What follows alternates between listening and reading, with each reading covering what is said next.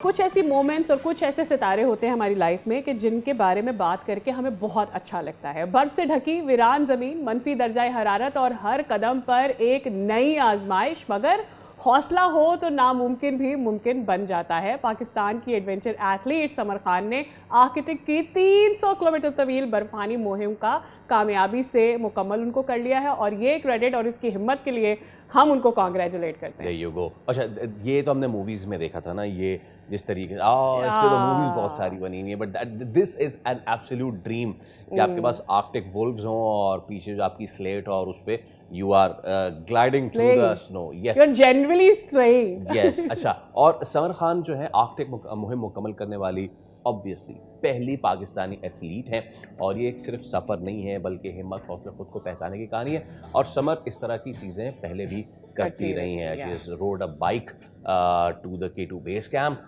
और इस तरह की बहुत सारी चीज़ें। तो आज हमारे साथ समर ही मौजूद हैं और सबसे पहले तो समर को हम वेलकम करते हैं। अस्सलाम वालेकुम समर, कॉन्ग्रेचुलेशंस, बहुत बहुत मुबारक पाकिस्तानी परचम जो है आर्कटिक में सरबुलंद करने का। समर, कितने अरसे की थी ये तमाम तर expedition? How was the experience? वालेकुम सलाम, बहुत शुक्रिया, thank you so much for having me today. और ये था तकरीबन एक हफ्ते का एक्सपेडिशन था, 300 kilometre entirely across Arctic between Sweden and Norway. It was beautiful to see you। मतलब आपके जितने भी क्लिप्स हम देख रहे हैं, हम यहाँ पर mesmerizing है और बहुत ही मूवी लाइक है। ज़रा हमें बताइएगा टेम्परेचर्स क्या थे वहाँ पर? टेम्परेचर ड्रॉप होता था बिटवीन -20 टू -30 और हमने स्नो स्टॉर्म में भी स्लेड किया है, हमने जंगलों के बीच में से भी डॉग स्लेड किया, हमने फ्रोजन लेक्स के ऊपर से डॉग स्लेड किया, पुराने जो घोस्ट टाउन्स होते हैं जहाँ पे आपको वुडन हट्स दिखते हैं जंगलों के बीच में, वो खाली पड़े होते हैं, तो वो हॉरर मूवी वाले सीन्स भी आते थे बीच में। और सर्दी बहुत ज्यादा थी, शार्प टर्न्स पे हम गिरे भी हैं, एक्सीडेंट्स भी हुए हैं, तो हमारा डेली शाम को यही क्वेश्चन मार्क होता था कि पता नहीं फिनिश लाइन क्रॉस कर पाएंगे या नहीं। समर, आपकी एक तस्वीर है जिसमें आपके बैकग्राउंड में आपका कैंप है और उसके बैकग्राउंड में एक सनसेट का विजुअल है। मुझे बताइए कि ऐसी एरियाज में सनसेट्स एंड सनराइजेस कैसे होते हैं, कितने खूबसूरत होते हैं? अच्छा, वहाँ की रात हमारी तरह नहीं होती वो, क्योंकि आर्कटिक की रात थी और आर्कटिक सन के बारे में आपने सुना होगा, तो बहुत ज्यादा रोशन रात होती थी और बहुत लेट सूरज डूबता था और वो कंप्लीटली डूबता भी नहीं था, आपके आसमान के एक साइड बहुत रोशन आपको नजर आ रही होती थी। और आई वाज लकी कि जब मैं पहली रात वहां पहुंची तो मुझे नॉर्दर्न लाइट्स देखने को मिले और बहुत मैजिकल एक्सपीरियंस था मेरे लिए। उसी सख्त सर्दी और हवाओं में हम कैंप करते थे, कैंप उतारते लगाते थे, तो हमारी उंगलियां बहुत फ्रीज हो जाती थी। उसी में हम अपने हस्कीज को मैनेज करते थे। हर एथलीट को 6 स्कैंडिनेवियन हस्कीज में लगे थे। ओके। अच्छा समर, वन थिंग, आप ये जो एडवेंचर एथलीट जो है ये आप कर रही हैं, इसका आपने सफ़र तो पाकिस्तान से शुरू किया ना, वो बाइसिकल राइड करना to the K2 base camp and इस तरह की और बहुत सारी चीज़ें। जस्ट एक अंदाजे के मुताबिक ये जो आप गई यहाँ पर आपने सारा किया, तो इसको जाहिर सी बात है आपने पे किया होगा, उस रीजन की टूरिज्म इकोनॉमी थोड़ी बेहतर हुई होगी ना। हमारे यहाँ पाकिस्तान में इस तरह के नहीं, लेकिन इससे मिलते जुलते बहुत सारे एडवेंचर टूरिज्म स्पॉट्स हैं जो कि कुछ डेवलप्ड हैं, कुछ डेवलप नहीं हैं। So as a adventure athlete आपको क्या फील होता है कि हम कितना बड़ा पोटेंशियल रखते हैं अपने पास और हम उसका क्या कर रहे हैं?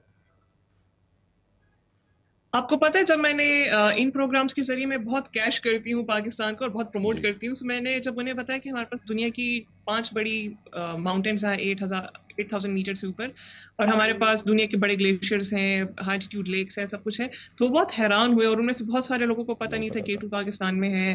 और हमारे पास 100 से ज्यादा ऐसी माउंटेन्स हैं इन 7,000 मीटर्स जो कि अनएक्सप्लोर्ड हैं। तो हमारा बहुत बड़ा माउंटेन पोटेंशियल, जो हमारा पूरा बैकयार्ड है, प्लेग्राउंड है, वो अभी तक हमने सही यूटिलाइज नहीं किया हुआ। We can be the pioneers of action sports. I'm looking forward, Samar, कि किस तरह से आप इसका हिस्सा बन सकती हैं, and government of Pakistan can use your expertise in whatever way. अब मुझे ये बताइएगा कि what are the challenges when, मतलब वहाँ पर ज़ाहिर है आप हमने देख लिया अक्रॉस नॉर्थ पोल पर क्या चैलेंजेस है आप, बट इधर पाकिस्तान में अगर इस तरह की चीज़ डेवलप करनी हो, टूरिस्ट को इधर लेकर आना हो, तो क्या चैलेंजेस है हमारे पाकिस्तान में इस तरह की इस तरह के स्पॉट्स में टूरिज्म लेकर आने में? आपके इंटरनेशनल ट्रैवलर्स आते हैं, क्लाइंबर्स आते हैं, तो आपकी साइट सीइंग करते हैं, माउंटेन्स देख लेते हैं, लैंडस्केप देख लेते हैं, बट देन व्हाट नेक्स्ट? आपके जो इंटरनेशनल एथलीट्स हैं, they are very very interested in adventure activities. तो क्या हमारे पास रॉक क्लाइंबिंग का इंफ्रास्ट्रक्चर है? हमारे Yes. पास वाइट रिवर राफ्टिंग का इंफ्रास्ट्रक्चर है? क्या हमारे पास माउंटेन बाइकिंग के ट्रेल्स हैं और साइकिल्स हैं जो वो हायर करके उन माउंटेन्स को एक्सप्लोर कर सकें? So all we lack is basic infrastructure. अभी हमने इन जगहों को डेवलप नहीं किया। अगर हम इन्हें मार्क करें, इन सारे ट्रेल्स को वहां पे बेसिक फैसिलिटीज देके उसको ओपन कर दें, both for national and international tourist and athletes, तो आपका बहुत बड़ा जीडीपी यहाँ से डेवलप हो सकता है। और I am there, my expertise are there, I am really open to work with any government officials, क्योंकि मैं इन सारी जगहों पे 8-10 साल से आ जा रही हूँ और मैं इनको कंपेयर करती हूँ with international infrastructure. I know कि यहाँ पे क्या करना चाहिए। लेकिन समर, कुछ दीवाने हैं ना यहाँ, वो फिर इंफ्रास्ट्रक्चर नहीं देखते हैं, वो फिर निकल पड़ते हैं बैक पैक लेके एंड ऑल। मैं आपसे सवाल ये करना चाहता था कि एज अ फीमेल भी and not as a female, as adventure athlete भी, चैलेंजेस क्या आते हैं प्रिपेयर अपने आप को?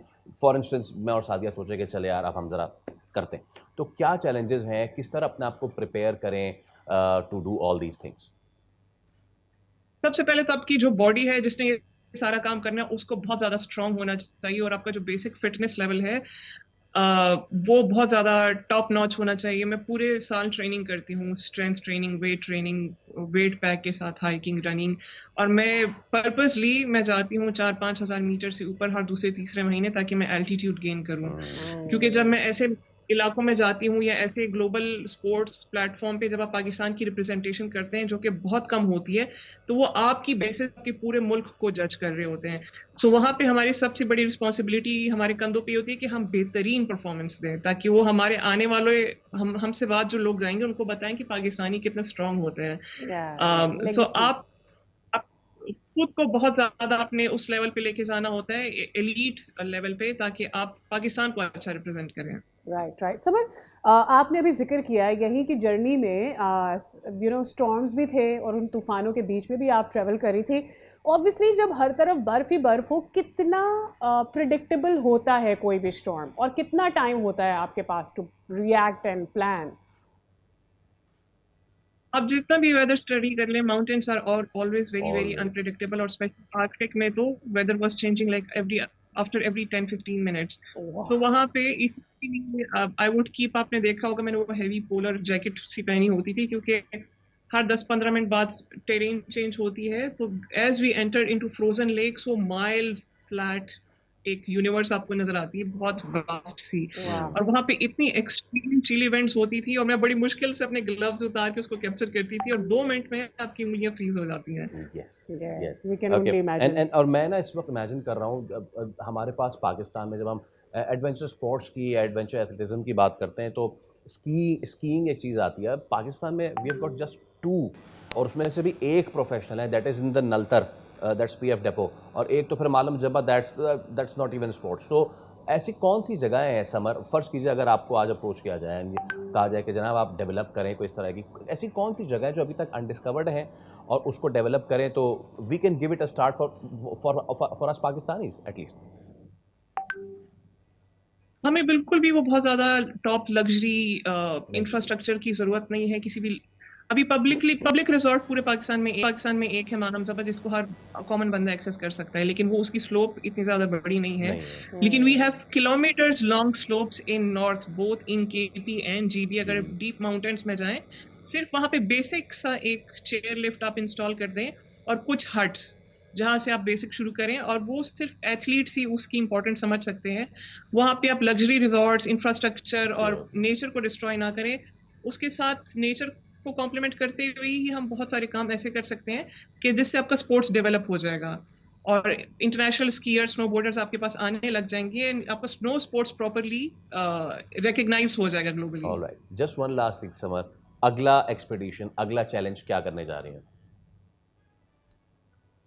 तो आपको पता होगा कि हम परसुइंग 7 समिट्स और Yeah. दुनिया के 7 बरआज़मों में से 3 बरआज़मों की हाईएस्ट पीक मैं कर चुकी हूँ और चौथे के लिए मैं भी काम कर रही हूँ, both on sponsors and training.